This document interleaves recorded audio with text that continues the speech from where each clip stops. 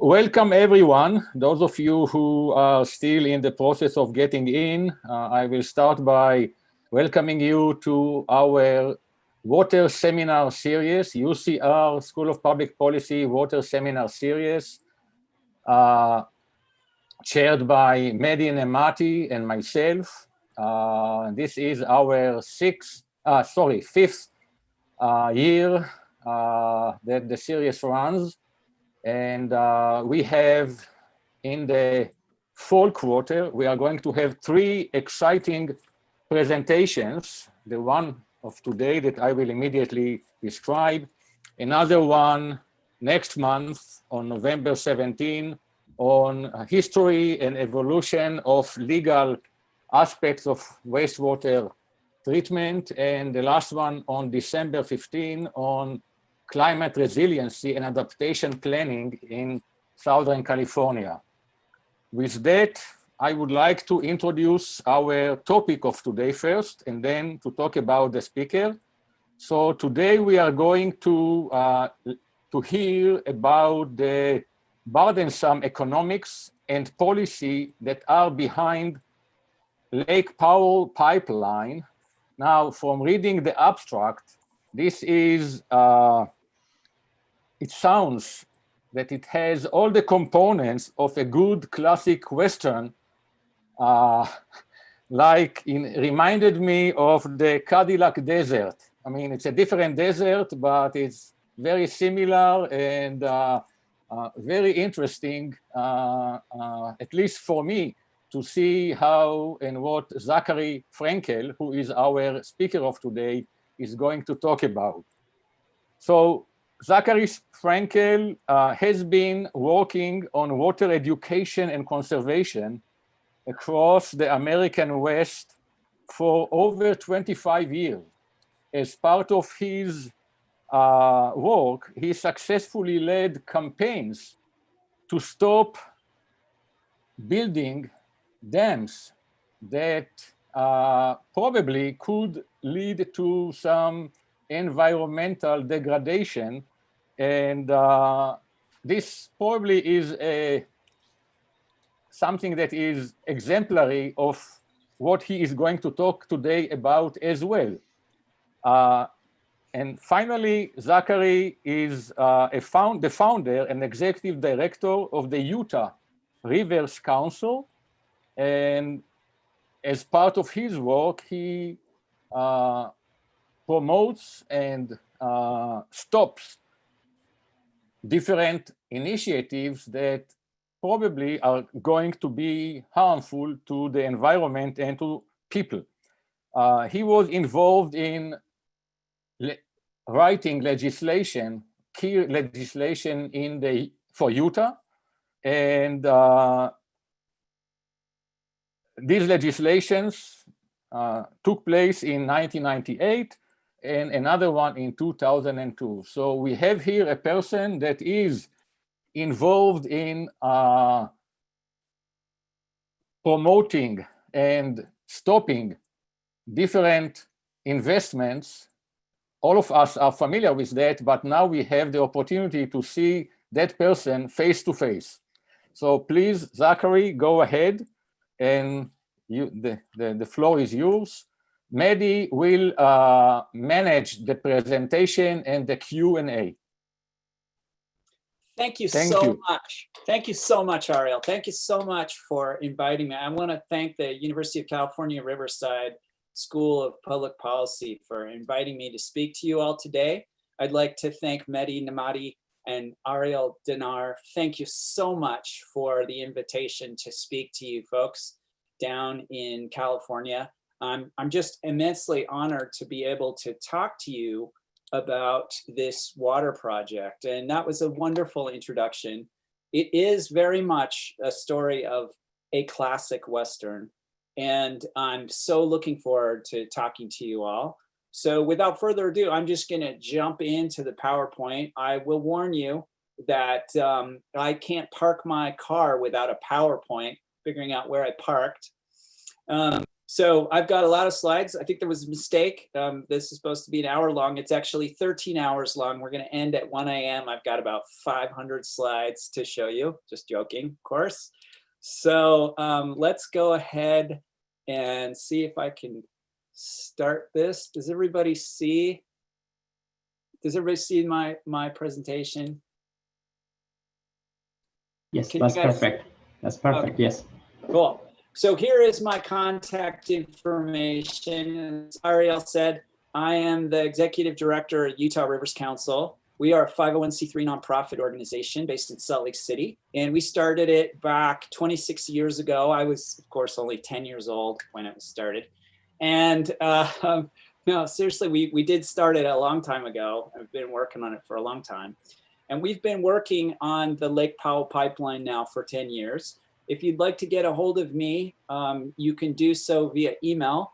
Zach@utahRivers.org is my email, as you can see in the bottom right. Just make sure you spell my first name right. It's Z-A-C-H. And we have 2 websites that have information, some of which I'm going to be pulling from today's presentation. Our website for our organization is just utahrivers.org. And we have a Lake Powell Pipeline website that is dedicated to just this project, which is just lake-powell-pipeline.org. You can also find that link off of our homepage. And so what I'm going to be referring to are a bunch of documents, and I'm going to proceed relatively quickly so that we can have some time for questions. But one of the really seminal documents that is very useful for understanding water in Utah, especially around this project, is this audit that was conducted.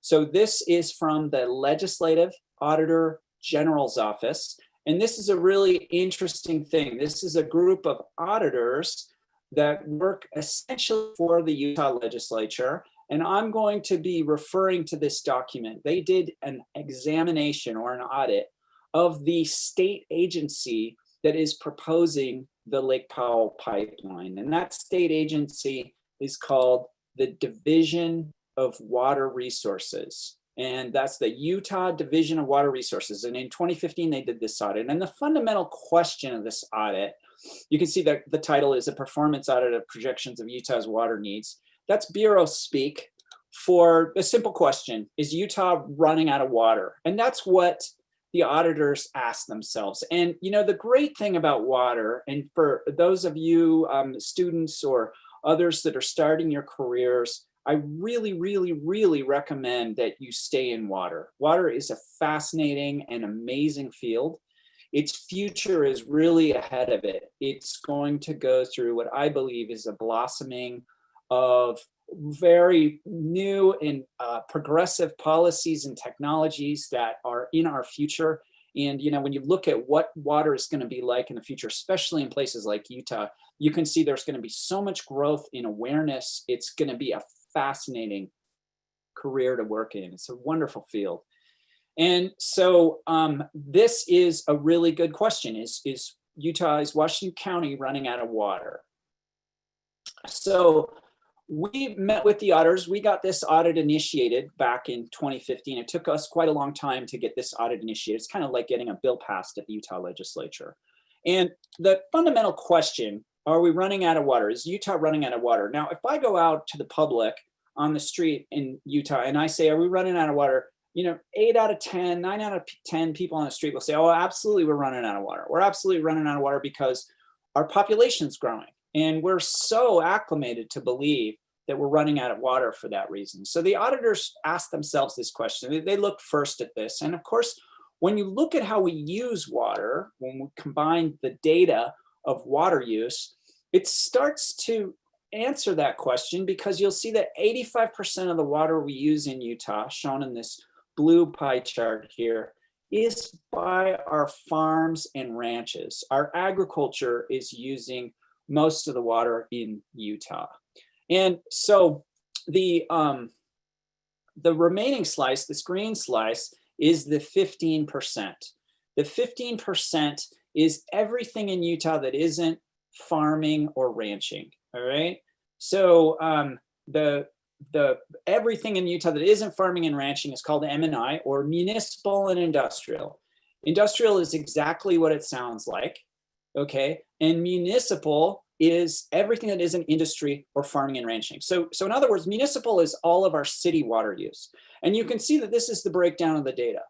So again, our farming and ranching Utah uses 85% of the water, and our industrial uses about 8% of the total water used in Utah. And that means our cities, which is 99% of our population, is using about 8% of our water. So that's a little bit different. So that's really important. I'm sorry, I just need to interrupt myself here for a moment and just make sure that I'm sharing the right screen. Am I sharing the screen with one slide or two slides right now? With one slide, yes. One slide, okay, yes, cool. It's perfect, yes. Perfect, okay. So when we break down that municipal water use, let's break down that 8%, that municipal water use shown here is 7.5. Let's just break that into indoor and outdoor water use. And when we do, we see that the majority of water we use in Utah cities is outside on our lawns, okay? Some 65 to 75% of the water we use in Utah in our cities is outside on our lawns. And that's a use of water. You know, I would submit that if your lawn dies, it's not a need that affects your economic well-being. Now, it might be embarrassing, but it's actually probably not dead. It's just on dormant. But regardless, that's a use of water. You know, if your lawn dies, you're not going to die of thirst, right?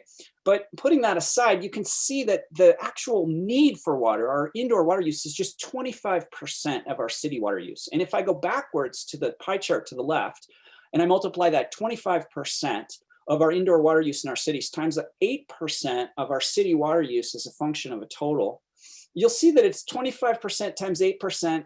Only 2 to 3% of the water we use in Utah is actually indoors on water needs, on our drinking and our bathing and our cooking.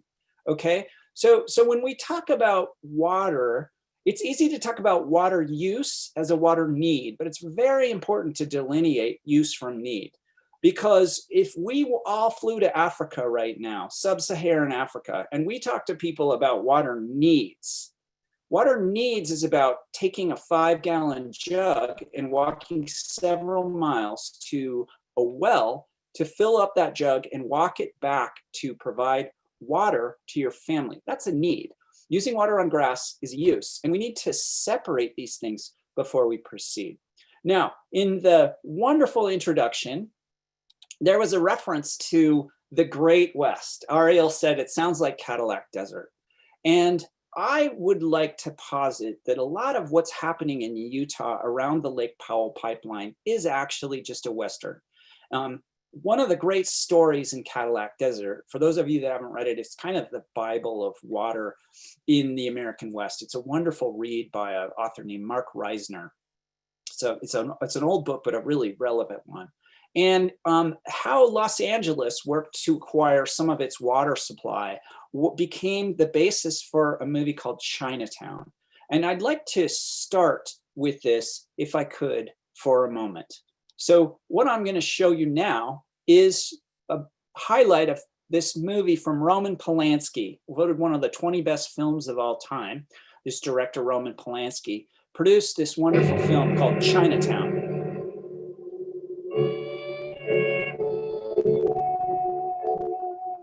Los Angeles, 1937. There are lots of guys like J.J. Gittes. They're easy to find if you want to find them. So that's Jack Nicholson, who is a private detective who is hired to figure out what's happening. And so he starts following one of the engineers from California, Los Angeles. And that engineer goes out to the beach and is actually seen. Let's see if I got it here. Oh, no, wait, sorry. It looks like, hold on. It looks like I lost that video, unless it's here already. Let's do it one more time. Right, here we go. So he's looking to find out he was hired, excuse me, this private detective played by Jack Nicholson is hired to figure out what this is happening in Southern California. And so he follows the Los Angeles City water engineer. And that water engineer goes out to this place in Owens Valley.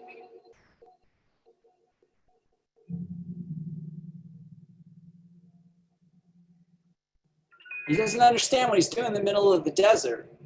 And that engineer goes back to Los Angeles and goes to the ocean. And our hero, this private detective, follows him. This movie takes place in the 1920s. It's a wonderful film. A film noir is this style of film. It's wonderful. I'm kind of ruining parts of it for you, which I apologize, but it's seminal in Western water. So our private detective follows this engineer trying to figure out what's happening in Southern California and why he's driven to the beach.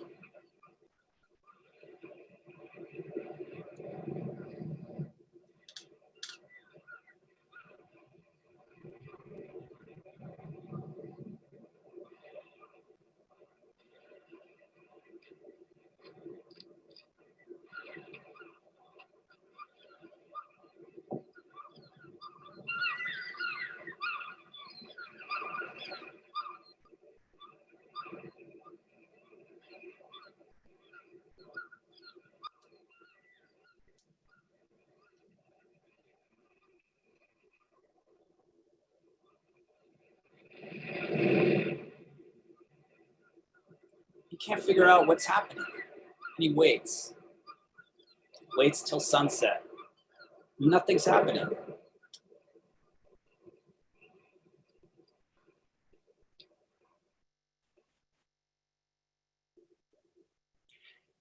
And he waits until night. And he waits in this. Something happens.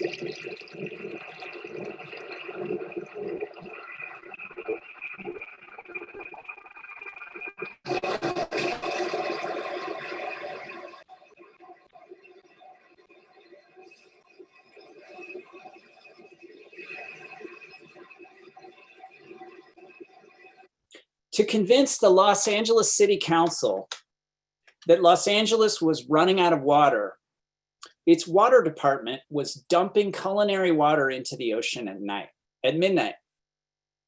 Because they wanted to convince the city council they needed to issue bonds to take the water from Owens Valley. And that's exactly what happened. They managed to convince the city council that there was a water crisis where none existed. If they couldn't demonstrate a crisis, they simply manufactured one. And I would posit this is the exact same thing happening with the Lake Powell Pipeline. So let's jump into the Lake Powell Pipeline, and you can judge for yourself whether you agree with me on that.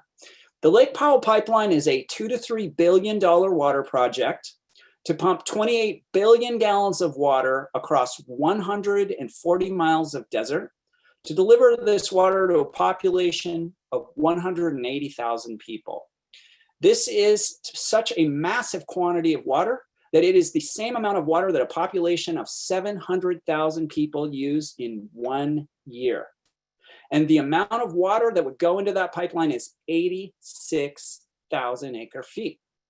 And how much water does the city need, right? The whole idea of the pipeline is that Washington County, this portion of Southwest Utah, is running out of water. Well, let's look at how much water other cities use. So again, Washington County, Utah says that in the year 2075, the population will grow to almost 600,000 people, and that they need 184,000 acre feet of water to provide water for that size population. Incidentally, an acre foot is the amount of water that covers 1 acre of land 1 foot deep, but it could be any widget. Albuquerque, by comparison, has a population about the same as what Washington County forecasts in 55 years. Has a population in Albuquerque of almost 700,000 people. And Albuquerque says its water supply is about 98,000 acre feet. So it's serving more people for half as much water. Tucson also has a population for about 700,000, 731, and it's servicing that population with about 105,000 acre feet. Just downstream, Las Vegas has a population of 2.2 million acre feet, and they're providing 242,000 acre feet to service that population.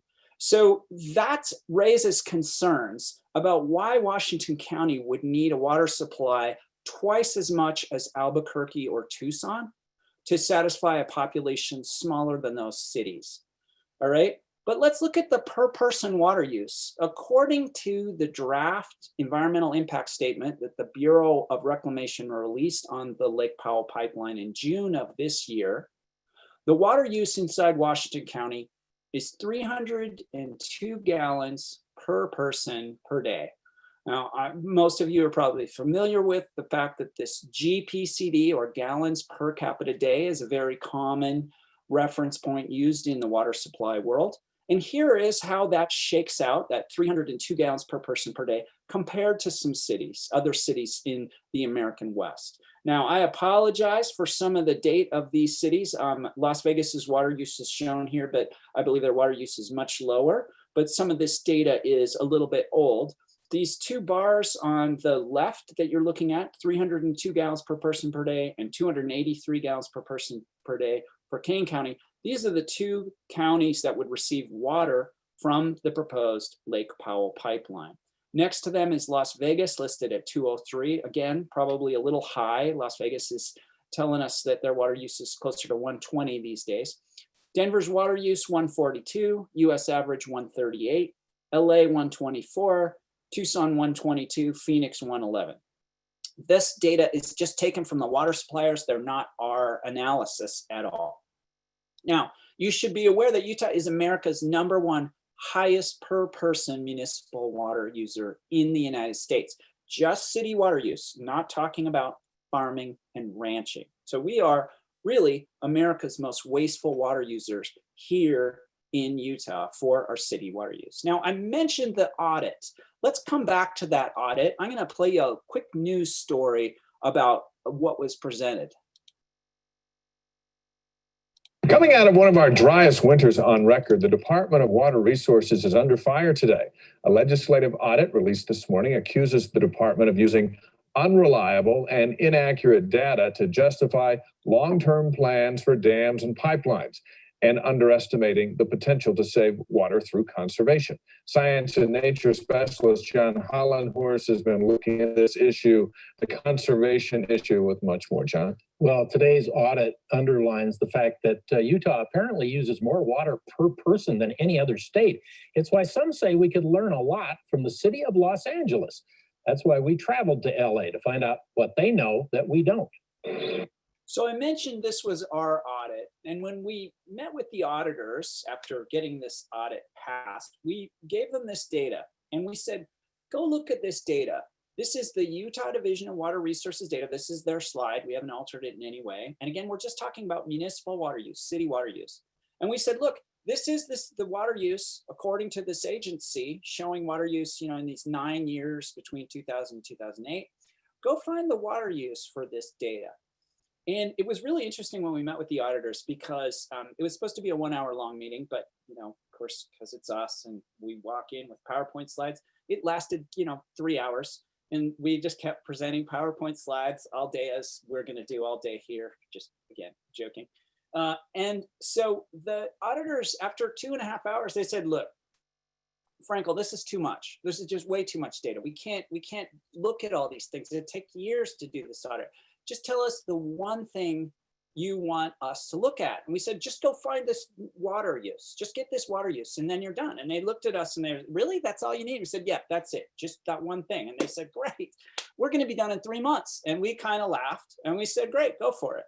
And so the audit comes out.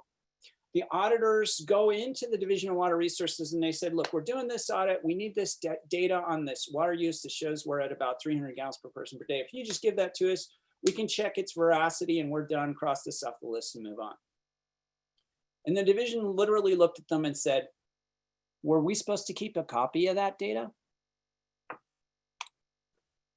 Page 19, division staff were unable to document their methodology or provide us with source documentation for the data used in their baseline 2000 M&I report, the seminal report from this agency on how much water we use. Just not in there at all. So The division said, but we'll get you some data. Don't worry. Just give us some time. Here's a bunch of data. They gave him a bunch of water use records in the subsequent days and weeks. And the auditors just said, okay, let's start working through this. And they started looking at it, but there was something wrong with the data. One of the auditors themselves lived in the county associated with one of these cities called Saratoga Springs in Utah. And the auditor couldn't make sense of the data for Saratoga Springs, Utah. It didn't make any sense. The data was too high, and some of the water facilities listed were off the charts, too high. It didn't make sense. The water treatment plants didn't have any local names. But since the auditor is a millennial, he contacted the Oracle, and meaning he Googled some of these terms. And it turns out that the water use data for Saratoga Springs was perfect. There's absolutely nothing wrong with the water use data for Saratoga Springs, except that it was for Saratoga Springs, New York. The idea that we are running out of water and need the Lake Powell Pipeline is based on data like this. It's based on fabricated data. It's not much different than a city dumping its culinary water into the ocean to demonstrate water need. Because if you can make people afraid, if you can create a crisis where none exists, then you can make the public receptive to building a water project, and you can make its elected officials receptive to spending money. That's the game on the Lake Powell Pipeline. But don't take my word for it. Let's jump into the economics. Here is the pricing of water, and this is the water prices for the city of Seattle. Okay, so this is called an inclining rate structure, if you haven't seen them. On the x-axis is the water volume used by a household in Seattle during the month of July. Okay, and on the y-axis is how much those residents pay for that water in dollars per 1,000 gallons. So on the 1st of July, residents starts off on the far left side paying about $5 per 1,000 until they use about 4,800 gallons during the course of the month. And then the next gallon they use, the price jumps up to over $6 per 1,000 until they use 14,000 gallons. And then the price jumps up to $15.80 per 1,000 gallons at about 14,000 gallons. So that's how Seattle is sending a signal to its consumers about how to value water. Water doesn't just have one value. It depends on how much volume of water you purchase during the course of a month. And according to the American Water Works Association, you can see this blue vertical graph is the demarcation between indoor water use and outdoor water use. So let's look at some other Western cities' water rates. You can see some different strategies about water pricing. I should note for Los Angeles, very complicated rate structure. There's like a dozen different water rates inside Los Angeles because it's largely dependent on income, which is a whole interesting side story. But you can see we've got Denver, Vegas, one of the LA water rates, and then Phoenix shoots up in orange there like a rocket. Different cities have different strategies to teach consumers how valuable water is. Well, Washington County's running out of water. It's the second driest state in the country. Utah is the second driest state in the country. And Washington County is the driest part of the second driest state in the country. And so I'm going to put up Washington County's water rate, the entity that would receive water from the Lake Powell Pipeline. And if it's so dry, and since Utah is so conservative politically, it must be, it's going to go through the roof, right? That's the price of water in St. George. If you live in St. George and you use 25,000 gallons per month, 1,000 gallons a day, the wholesale rate just $1.80 per 1,000. That same volume of water in Seattle would cost almost 10 times the price. And Seattle's one of the wettest cities in the American West. The idea that Washington County is running out of water is ludicrous. And you can take a deeper dive by looking at the revenue stream of this very water agency, this specific water entity. Because at first one would go, well, geez, Zach, why don't you like cheap water? They're not actually paying the entirety of their cost in their water bill. This is the revenue stream for the Washington County Water District. And you can see there, if you look at that blue slice, less than 25 cents of every dollar this water agency, which is supposedly running out of water, collects is from the sale of water. Less than 25% of every dollar it gets comes from selling water. The single largest share of revenues, it gets is from the collection of property taxes. So they're collecting property taxes on homes, on businesses, even on automobiles registered in Washington County, pay a property tax, which goes to lower those prices of water. The idea that this community is running out of water is ludicrous if this is their revenue stream. Again, this isn't our data. This is directly from the Water District newsletter. This is their data. If they phased out those property taxes and raised those water rates, that could reduce the need for additional water infrastructure, but they don't want to do that.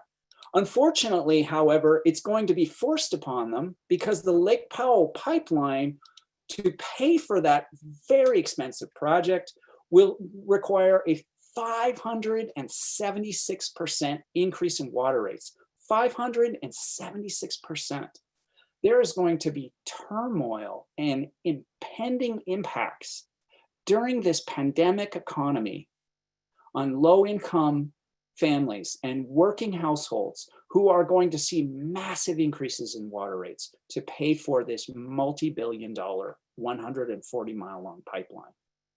It's crazy that they would embrace this. Instead of thinking of the Lake Powell Pipeline as a benefit for Washington County, it is clearly a burden. One of the other problems is the gamesmanship that we've seen around Washington County and its water supply.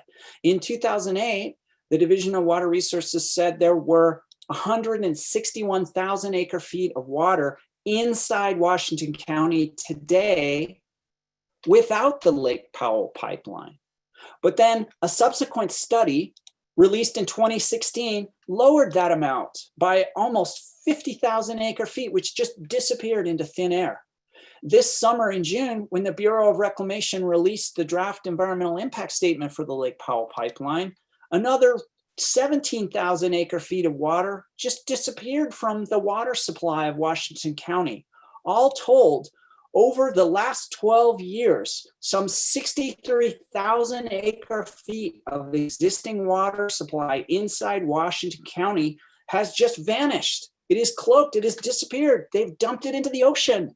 And we're supposed to believe there's only 98,000 acre feet of water there, even though the Virgin River delivers 165,000 acre feet of water through the county. But good luck trying to get a reporter to cover this matter, because everybody knows Washington County is running out of water. Even pipeline proponents themselves know they don't want the water. They presented this graphic to a state legislative committee, which is a little bit complicated. It is showing what they propose. This is, again, their slide. We haven't altered it. This is showing on the left what their schedule will be of accepting water from the Lake Powell Pipeline. Now let's just make it a little simpler by eliminating the right side, which was the payments. What the plan is, on the x-axis of this little graph is time, starting in the year 2018 and going out to the year 2060. And this single bar graph shows the volume of water they want to take from the Lake Powell Pipeline. They want to take about 15,000 acre feet of the Lake Powell Pipeline, about 20% of the pipeline's water in the year 2026. And then they want to take a break. They don't want to take any more of the 86,000 acre feet because they know they don't need it. They want to wait 8 years, and then they want to take it in little blocks of 2 to 3% of the water. It's like saying we need a new house, building a gigantic mansion on the hill, and then not moving it into it for 10 years, but paying all the debt as if you lived in it. It's crazy. Even the applicant, the pipeline proponents, know they don't need the water. So that raises the question then, if they don't intend to take the water until the year 2056, why would they build it, right? That doesn't make any sense. Why would they build a water project that they know they don't need? To answer this question, we have to go to the Utah legislature. We opened up water to use. There's a lot of downriver states that want that, including Nevada and California. We all know how much bigger California is and how much more clout they have politically. Las Vegas, Nevada, that have dried up all their lawns, that have taken all their turf out, that have taken all down to the last drop of water. You don't think they want that water coming down that river? You watch and see when we hesitate to develop our water. And the population goes bigger as we get towards California. They need water and they want our water. If we don't access it and have some way to develop it, we will lose it. It doesn't make any sense for us to allow water that is ours from the Colorado River just to go downstream, because we have to take time to utilize that resource for all the options ours.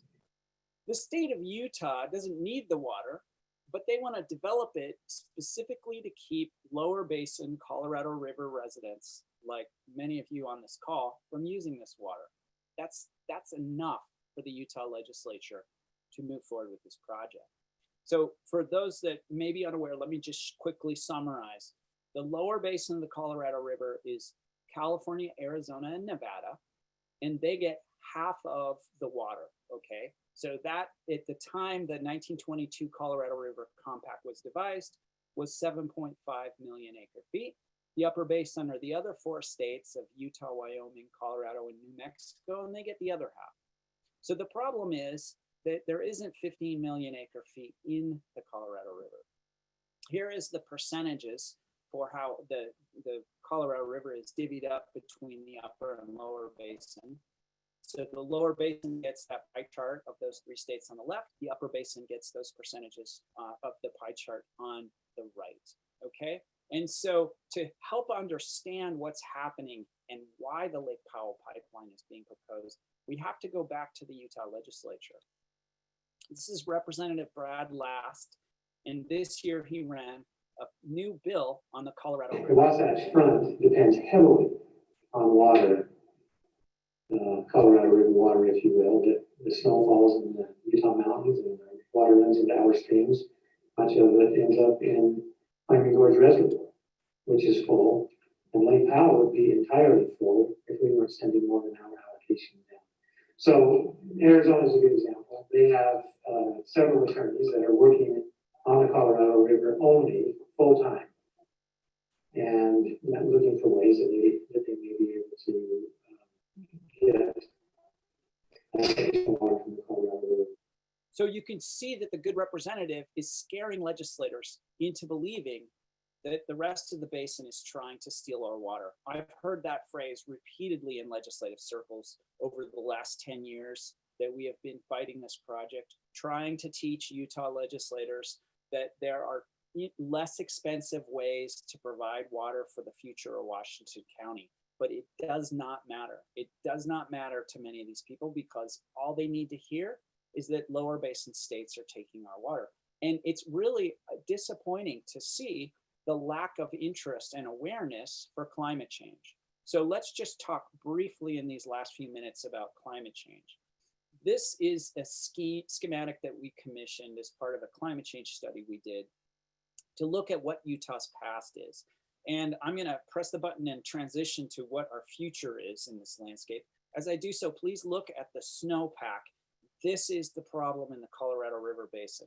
So look at the lower elevations of that snowpack.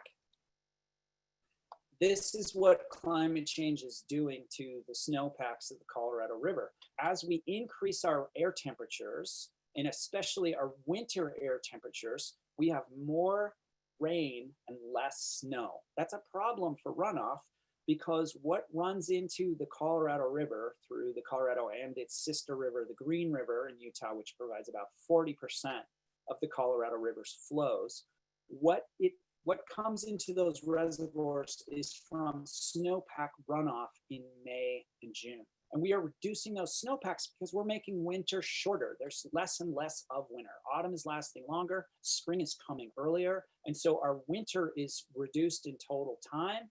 Our snowpacks climbing up the mountain, especially the low elevation snowpacks, are disappearing.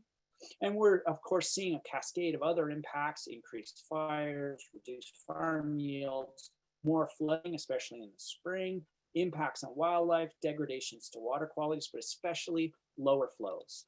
This is a photo of the Colorado River. Actually, this is a photo of Lake Powell at height. There used to be a lake there, And I'd like you to focus on the left side of the screen. That's actually a boat ramp. It's supposed to be able to launch a boat. That's what that boat ramp looks like. This is where you would launch a gigantic houseboat 20 years ago. 20 years ago, the Colorado River reservoirs were 94% full. Today, they're about 50% full because of these reduced snowpacks from climate change. Lake Powell right now is at just 46% full, 106 feet below full right now. So it is just 70 feet from being too low to generate hydroelectricity. And this is what height looks like today. But no studies have been commissioned by the Division of Water Resources regarding climate change. They don't want to ask what climate change is going to do to Utah's future, because the answers are disturbing. The answers are clear that there's no water to put in Lake Powell Pipeline. Even the sponsor of this bill on the Utah legislature doesn't understand climate change. Don't take my word for it. Listen to this floor debate of the Utah legislature, a question posed by Representative Joel Briscoe of Salt Lake City. I wonder if the sponsor could indicate what he believes the changing climate will do or impact it is having or will in the future have on Colorado River water and tributary flows. I think we all can agree that the climate is changing, and this will definitely have an impact. What exactly those impacts are, I don't know. So that means that those of you that understand what I've said about climate change know more than this representative now about climate change impacts on the Colorado River. This resolution encouraging that the Colorado River be developed passed the Utah legislature, and it encourages the Lake Powell Pipeline to move forward. In the Bureau of Reclamation's DEIS, the environmental studies on the Lake Powell Pipeline, they asked the question, how much water is there in the Lake Powell Pipeline relative to the elevation of Lake Powell? But that's a red herring. What they should have asked is, will there be enough water for the Lake Powell Pipeline in 20 years, 40 years, or 60 years? Incredibly, this question has never been asked by any of the proponents of this pipeline in the last 15 years that the project has been proposed. It doesn't really matter to them. What matters is spending the money and keeping other states from building this project. The Bureau of Reclamation refused to even consider water conservation as an alternative. It eliminated it from consideration. It said that conserving water would cost $3 billion, and they provided no details about how $3 billion would be required to conserve water. So just to finalize with the latest update, the 6 basin states outside of Utah, so Colorado, Wyoming, Nevada, California, Arizona, and New Mexico all signed a letter of opposition to the Lake Powell Pipeline to the Secretary of Interior in September of this year. They asked that the project permitting be placed on hold until they could work something out. They raised this threat that serious legal concerns related to the 1922 and 1948 compacts created problems around the Colorado River and openly threatened litigation. The Southern Nevada Water Authority blasted the fact that water conservation was eliminated from further study by the Bureau outright. The fact that they didn't even ask the question, can we save water?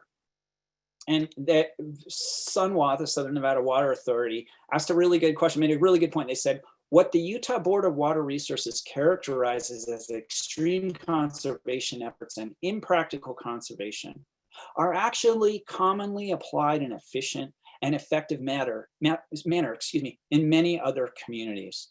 So what we're witnessing here is really 2 different realities coming together, the past and the future.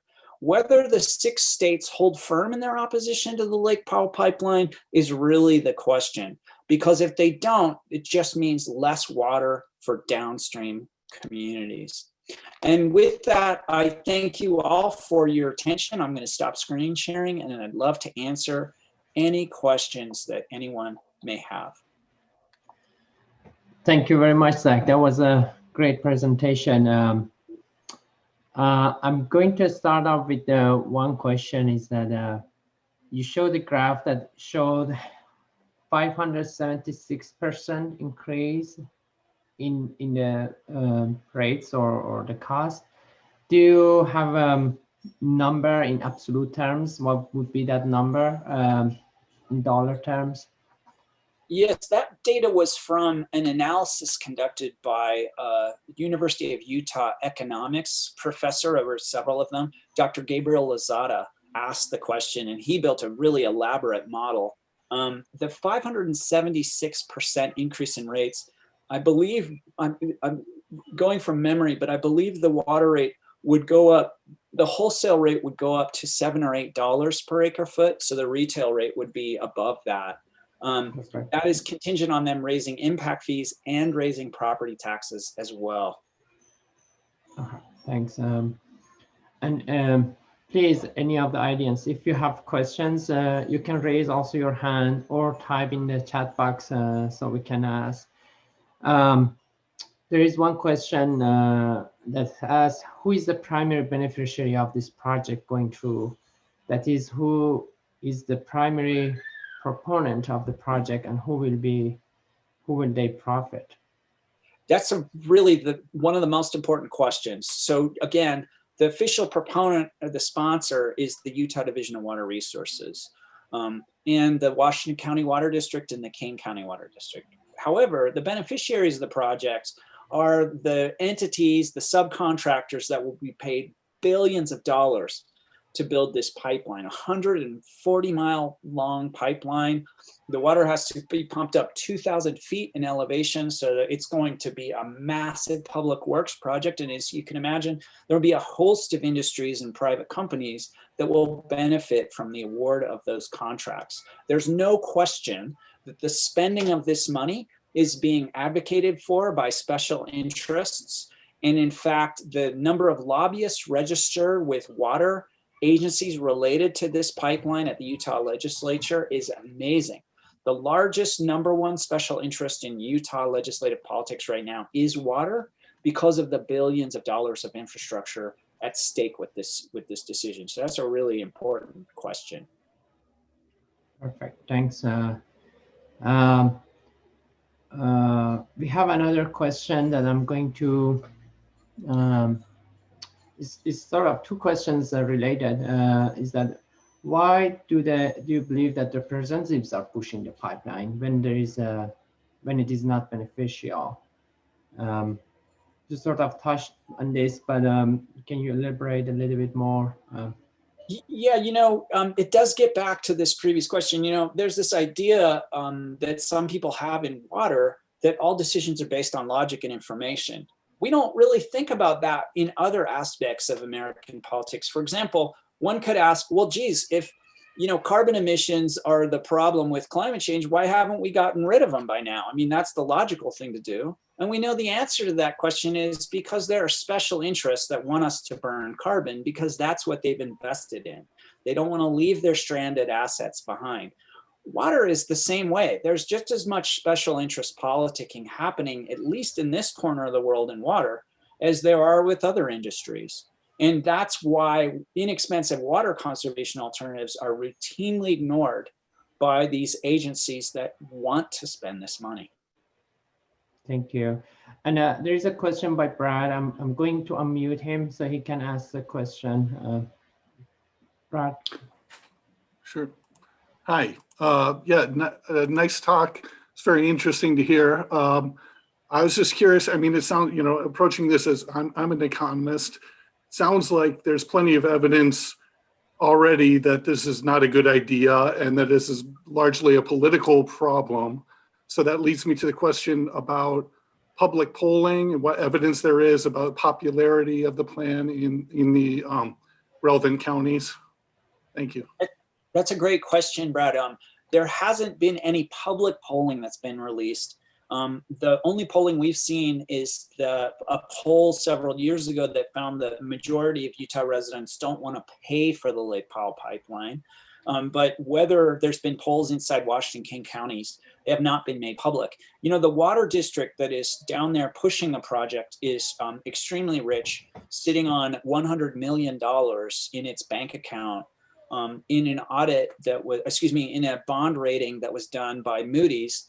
They found that they had an incredible amount of money in their agency. They had over 10 years of operations in the bank right now. They wouldn't have to collect any revenues for 10 years before they ran out of money. And I mentioned that in relationship to your question because they have poured money into marketing and lobbyists. They spent $40 million on the sales pitches and the pushing of this project so far. So the challenge with polling would be whether it's influence polling or whether it's actual polling. We don't know what the mood of the public is. But again, there has been this campaign to misinform them into thinking Washington County's running out of water when the data says otherwise. So what a poll would reveal would be very interesting. It seems there's a question by Ariel. Ariel, please go ahead. You are muted. I try to type my question into the Q&A, but I cannot do that. So I need to ask the question by myself. So Zach, I mean, it seems to me that the problem is not only the big pipeline. The problem is a change in the behavior of legislatures, consumers, producers, and everyone that uses water in Utah. So as you know, in California, that was hit recently by several consecutive droughts, the governor and the legislature realized that this is a big problem. And therefore, they came up with that concept of making water conservation a way of life. That, you know, I mean, maybe not fully successful in the short run, but certainly over time, it will become very important in changing the minds and the concepts of people that use water.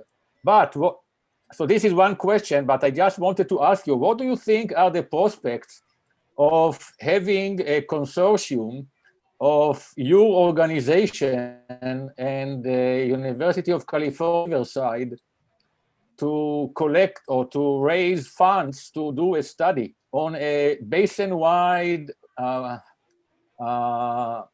hydroeconomic model for the Colorado River Basin that will include also some of the simple changes that may lead to, I would say, to improving the prospects for future ability to cope with climate change and other problems? That's a great point and question, Ariel. You're absolutely right. California is absolutely leading the country in water conservation.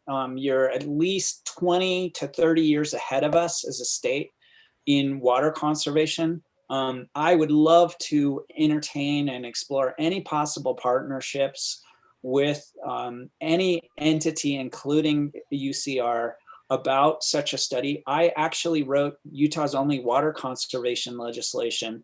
In 1998, we got the Utah Water Conservation Planning Act passed, which asked water suppliers in Utah to just go write a water conservation plan. Just write a plan. You don't have to save any water. The bill we wrote and got passed just said, just go prepare a conservation plan. And in the last 22 years, a number of water conservation plans have been written by municipalities in Utah.